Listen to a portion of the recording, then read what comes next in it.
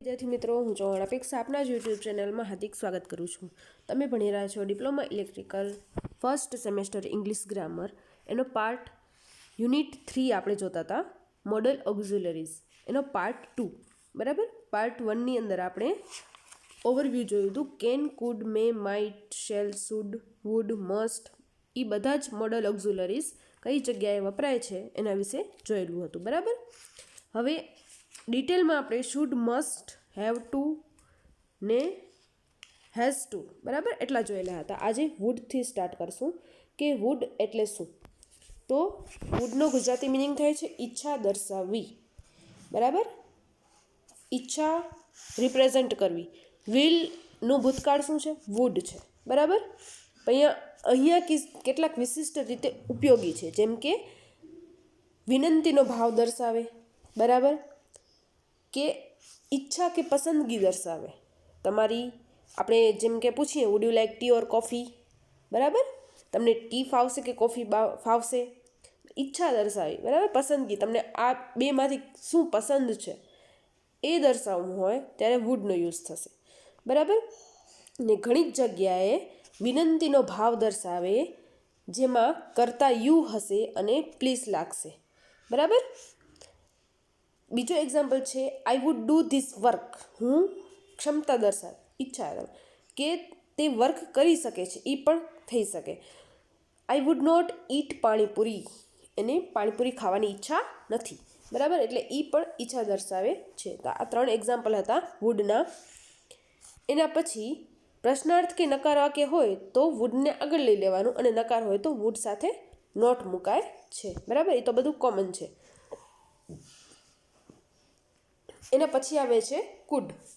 તો કાલે જોયેલું હતું કે કેનનું ભૂતકાળ કુડ છે બરાબર। ઓવરવ્યૂ આપણે જોયું હતું ત્યાં આપણે કીધેલું હતું કે કેન જે છે એ તમારી એબિલિટી દર્શાવે, તમારામાં કોઈ પણ કાર્ય કરવાની ક્ષમતા છે કે નહીં એ દર્શાવે બરાબર। અને એ વાક્ય ભૂતકાળમાં કેવું હોય ત્યારે કેનનું કુડ થશે બરાબર। જો એનું ગુજરાતી મિનિંગ એ છે કે શક્તિમાન હોવું, કોઈ પણ ક્રિયા કરવા માટે સક્ષમ હોવું બરાબર। સામાન્ય રીતે શક્તિ દર્શાવવા માટે કુડ વપરાય છે। ઘણીવાર વુડની જેમ વિનંતીનો ભાવ પણ દર્શાવે છે બરાબર। હવે એક્ઝામ્પલ જોઈએ તો વધારે ક્લિયર થઈ જશે। આઈ વોઝ સિક એટલે બીમાર છે, હું બીમાર છું, so I could not attend the party, માટે હું પાર્ટી એટેન્ડ નહીં કરી શકું બરાબર। આઈની શક્તિમાન નથી, એ પાર્ટી એટેન્ડ કરવા માટે શક્તિમાન નથી, એ સક્ષમ નથી બરાબર, એટલા માટે। Would you help me to do this sum બરાબર, કોઈ પણ આપણે વિનંતીનો ભાવ દર્શાવવો હોય ત્યારે કુડ વપરાય છે બરાબર। હવે કુડનો બીજો સિમિલર મિનિંગ છે વોઝ એબલ ટુ કે વેર એબલ ટુ બરાબર। વોઝ અને વેર ક્યાં લાગે એ તમને ખ્યાલ જ છે હવે, કે વોઝ એબલ ટુ અને વેર એબલ ટુ કુડની જગ્યાએ આપણે યુઝ કરી શકીએ છીએ બરાબર। ચલો હવે આપણે જોશું વિલ અને શેલ બરાબર, જે ભવિષ્ય દર્શાવે બરાબર, ભવિષ્યકાળ દર્શાવે વિલ અને શેલ। તો વિલ કઈ જગ્યાએ લાગે, આપણે ટેન્સીસ કરતા ત્યારે આપણે જોયેલું હતું કે વિલ જે છે યુ હી શી ઇટ અને ધે સાથે વિલ લાગશે અને આઈ અને વી સાથે શેલ લાગશે બરાબર। જેમ કે he will play cricket tomorrow, તે કાલે ક્રિકેટ રમશે, ભવિષ્યકાળ દર્શાવે બરાબર। અને શેલ અને વિલની જગ્યાએ ટુ બી ગોઈંગ ટુ કે ટુ બી ટુ યુઝ કરી શકાય બરાબર, એ પણ શેલ અને વિલ જેવો જ મિનિંગ દર્શાવે છે, માટે ટુ બી ગોઈંગ ટુ અને ટુ બી ટુ યુઝ કરી શકાય। એક્ઝામ્પલ તરીકે he will build a new house, તે ન્યૂ હાઉસ બિલ્ડ કરશે, હી is going to build a new house બરાબર। અહીંયા જો વિલની જગ્યાએ આપણે ઇઝ ગોઈંગ ટુ યુઝ કરેલું છે બરાબર। ટુ બીનું રૂપ, ટુ બી એટલે ઇઝ એમ કે આર માંથી જે લાગુ પડતું હોય એ ટુ બીની જગ્યાએ મુકાશે। અહીંયા હી છે એટલે હી સાથે શું લાગુ પડશે, ઇઝ લાગુ પડશે, એટલે ઇઝ ગોઈંગ ટુ બરાબર। અહીંયા વીસ હોય તો આપણે આર લખાત, વી આર ગોઈંગ ટુ એવી રીતે થત બરાબર। He is going to build a new house. He is to, બરાબર. હવે અહીંયા જુઓ, આ પહેલો મિનિંગ જે છે એ ઇઝ ગોઈંગ ટુ યુઝ કરીને કરેલો છે. બીજો જે છે ત્રીજું સેન્ટેન્સ એ ટુ બી ટુનો યુઝ કરેલો છે. ટુ બીનું રૂપ અને લાસ્ટમાં ટુ લાગશે, એટલે ટુ બીનું રૂપ અહીંયા હી સાથે શું લાગશે? ઇઝ લાગશે. ઇઝ અને ટુ, એટલે હી is two build a new house, એવી રીતે પણ થઈ શકે, બરાબર. તો આ હતા વિલ અને શેલ.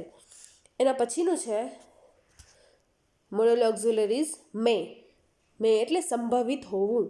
સંભવિતતા પરવાનગી, હેતુ, ઈચ્છા, વિનંતી અને આશીર્વાદના ભાવ સૂચવે છે, બરાબર.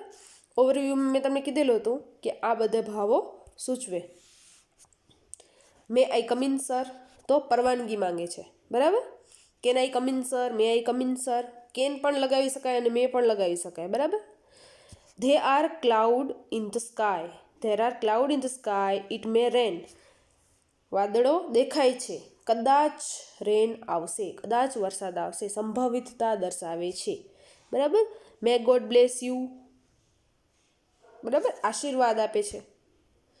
મે આઈ ટેક ધીસ પેન, પરવાનગી દર્શાવે, બરાબર. તો આ બધા એક્ઝામ્પલ જે હતા એ મેના હતા. હવે મેનું ભૂતકાળ શું થશે? માઇટ, બરાબર, જે સંભવિતતાનો અર્થ સૂચવે છે. The principal was not in the office, he might be in the classroom.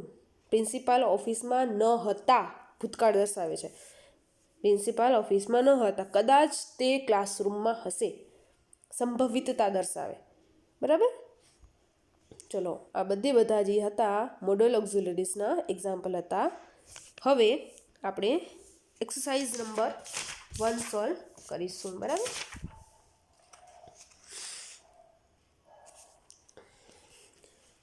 Can અને કુડથી પેલી 5 ખાલી જગ્યાઓ છે એ કેન અને કુડથી ફિલ કરવાની છે, બરાબર. Abhijit dash win the race if he work hard. તો કેન આવશે કે કુડ આવશે? પહેલે કેન ક્યાં લાગે? તમારી ક્ષમતા દર્શાવે, ને કુડ ભૂતકાળનું રૂપ દર્શાવે, બરાબર. કેનનું ભૂતકાળ શું થઈ જશે? કુડ થશે.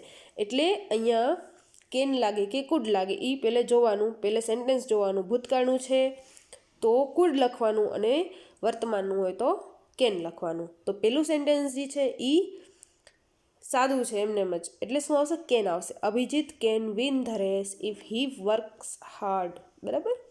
ચલો બીજો, Vivek dash not catch the bus as he was running slowly. તો અહીંયા જુઓ તમે, વોઝ છે, બરાબર. તો વોઝ એટલે ભૂતકાળનું રૂપ કહેવાય, બરાબર. એટલે એની સાથે શું લાગશે? કુડ લાગશે, બરાબર. ચલો ત્રીજું છે Megha and her team dash do magic in this singing competition. તો સાદું વાક્ય છે, ડુ લાગ્યું, બરાબર. ભૂતકાળ તો ડીડ લાગત, એટલા માટે અહીંયા વર્તમાન છે તો શું આવશે? કેન લાગશે. Atit dash climb up the tree when he lived in the village. હવે અહીંયા જો વી ટુ યુઝ થયો છે, લિવ્ડ એટલે ભૂતકાળનું રૂપ યુઝ થયું છે, એટલે શું આવશે? કુડ, બરાબર. 5મી ખાલી જગ્યા છે વી dash climb up trees easily. જો બે સેમ ટુ સેમ સેન્ટેન્સ છે પણ આ ભૂતકાળ છે ને આનામાં ભૂતકાળનું કોઈ સેન્ટેન્સ નથી, કોઈ પણ વર્ડ ભૂતકાળનો નથી, એટલે શું આવશે? કેન આવશે. એટલે બે સેન્ટેન્સમાં આટલો ફરક પડે, બરાબર. ચલો હવે એક્સરસાઇઝ નંબર 2 એ મે અને માઇટથી ફિલ કરવાની છે, બરાબર. મે અને માઇટથી ભરવાની રહેશે. તો પહેલું જે સેન્ટેન્સ છે, he dash join us today as he desired for it. હવે મે જે હશે એ સેમ ટુ સેમ સાદો કાળ હશે તો મે લાગશે, અને ભૂતકાળ હશે તો મેનું શું થઈ જશે? માઇટ થઈ જશે. તો પહેલું સેન્ટેન્સ છે એ સાદું છે એટલે મે લાગશે, બરાબર. He does follow the instructions as they were told to do so. તો અહીંયા તમે જોશો તો વેર લાગો, બરાબર, એટલે ભૂતકાળ સૂચવે તો માઇટ આવશે. ત્રીજું sentence you dash you have a wonderful result. સાદું સેન્ટેન્સ છે એટલે મે લાગશે. મે you have a wonderful result. May I help you in this matter, બરાબર. તો નીચેની બે ખાલી જગ્યામાં શું આવશે? મે લાગશે, બરાબર. ચલો હવે એના પછીનું છે 3 ખાલી જગ્યા હેવ ટુ, હેઝ ટુ અને હેડ ટુ. હેવ અને હેઝ ક્યાં લાગે એ તમને ખ્યાલ જ છે, ટેન્સીસમાં મેં તમને કરાવેલા છે હેવ અને હેઝ ક્યાં લાગે. અને હેડ જે છે એ હેવ અને હેઝનું શું થશે? V2 છે, ભૂતકાળનું રૂપ છે, હેડ ટુ. બરાબર, એટલે જ્યાં ભૂતકાળ હોય ત્યાં શું લાગશે? હેડ ટુ લાગશે. અને સાદું હશે ત્યાં હેવ ટુ કે હેઝ ટુ લાગશે. બરાબર. તથ્ય dash keep quiet as he students are reading in the next room. બરાબર. હવે જુઓ અહીંયા શું છે? તથ્ય છે, એટલે ત્યાં હેવ લાગશે કે હેઝ લાગશે? પેલું તો જોશું તો સેન્ટેન્સ જે છે એ ભૂતકાળમાં નથી, સાદા કાળમાં છે, એટલે હેવ ટુ હેઝ ટુની જગ્યાએ શું લાગશે? અહીંયા હેઝ ટુ. બરાબર. Tathya has to keep quiet as the student they are reading in the next room. બરાબર. ચલો, we dash hire a technician as we were unable to operate the machine. બરાબર.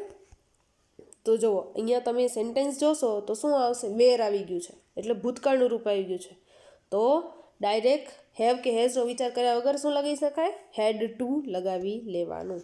ચલો, the doctors dash take care of their patients as they have faith in team. બરાબર. તો અહીંયા જોશો બહુવચન છે ડોક્ટર્સ, એટલે શું લાગશે? હેવ ટુ લાગશે. બરાબર.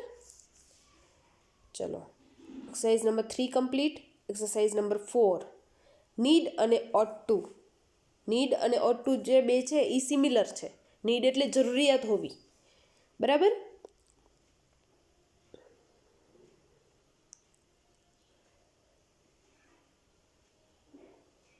ચલો, Ashish does not go there now. નકાર વાક્ય હશે, એ નકાર વાક્ય છે. બરાબર. એટલે શું લાગશે? Ashish need not go there now. બરાબર. અને એના પછી છે Vivek dash to go there now. બરાબર.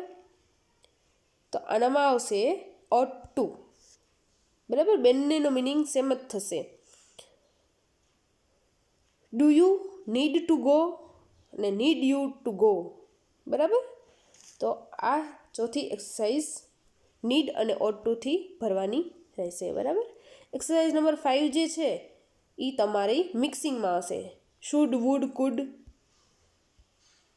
બરાબર. હેવ ટુ, હેઝ ટુ, બધા મિક્સિંગ આવશે.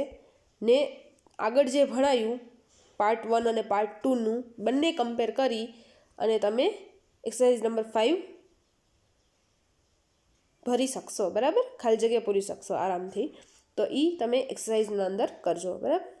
ને આ બધી એક્સરસાઇઝ જે છે એ તમારી બુકની અંદર નોટ ડાઉન કરી લેવાની રહેશે. ધન્યવાદ.